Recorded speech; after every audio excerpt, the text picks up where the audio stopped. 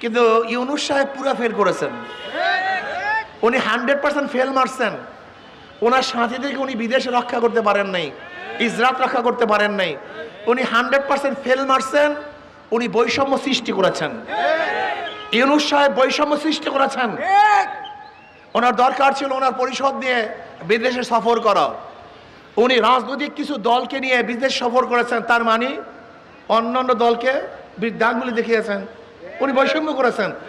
উনি এখন আর বৈষম্যহীন নয়, উনি নিরপেক্ষ নয়, উনি অনেক বড় শিক্ষিত, নোবেল প্রাইজ পেয়েছেন, নোবেল বিজয় হয়েছেন শান্তিতে। শান্তিতে বিজয় নোবেল প্রাইজ পেলেও রাষ্ট্রচালনায় উনি গোল আন্ডা পেয়েছেন, উনি জিরো পেয়েছেন। উনি নিরপেক্ষতা রক্ষা করতে পারেন নাই। আমাদের দেশে যারা রাজনীতি করে তারা আলাউদ্দিনের চেরাগের চেয়ে মারাত্মক চেরাগ পায়। আলাউদ্দিনের চেরাগে এত টাকা দিতে পারে না, বিশ্বাস হয় না।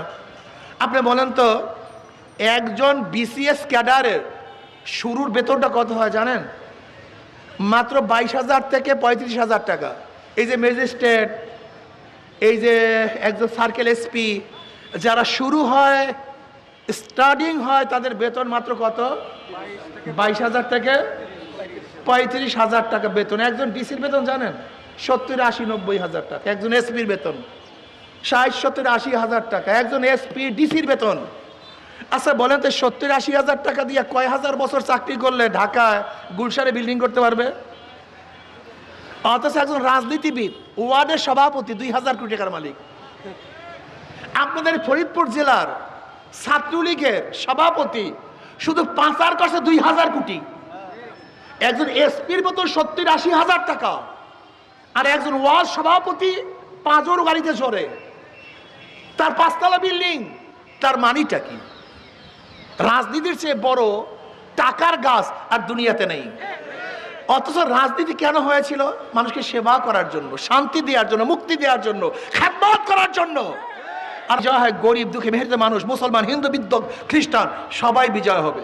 এই আপনাদের রাসেল সাহেব, এই রাসেল সাহেব আলহামদুলিল্লাহ হাত পাকার প্রতীক। আজকে আপনাদের এখান থেকে নির্বাচন করবে। আশা করি যদি রাসেল সাহেবের মধ্যে, এই দলের মধ্যে গুন্ডা থাকে, বদমাশ থাকে, চাঁদাবাজ থাকে, ধর্ষক থাকে, হাত পাকায় ভোট দেবেন না, খবরদার। আপনারা যারা ভোটার ঐক্যবদ্ধ হন, ভোটার ঐক্যবদ্ধ হন, যেই দলের মধ্যে গুন্ডা, বদমাশ, চাঁদাবাজ থাকবে, ধর্ষক থাকবে, লুটেরা থাকবে, ওদেরকে আমরা ভোট দেব না ইনশাআল্লাহ। এই ভোটার ঐক্যবদ্ধ হন। যদি ভোটার ঐক্যবদ্ধ হতে পারেন তাহলে ইনশাআল্লাহ অবশ্যই এ দেশ একদিন না একদিন মুক্তি পাবেই পাবে। ইসলাম ক্ষমতা আসলে ইনশাআল্লাহ আশা করি আগামী 5-10 বছরের মধ্যে সমস্ত মানুষ, গরিবগুলি দরিদ্র সীমার উপরে চলে যাবে। কথা ঠিক না? এই জন্য সবাই সাধনা করতে রাজি আছে তো। আমরা চেষ্টা করবো আগামী নির্বাচনে একটা বাক্স দেওয়ার জন্য। আমরা চেষ্টা করবো ইনশাআল্লাহ, সবাই ঐক্যবদ্ধভাবে যে যেখানে নির্বাচন করব, আমরা সবাই মিলেমিশে ইসলামের পক্ষে ভোট দেব। আশা করি ইনশাআল্লাহ যদি ইসলামকে বিজয় করতে পারেন তাহলে অবশ্যই মুক্তি পাবেন, কামিয়াব হবেন।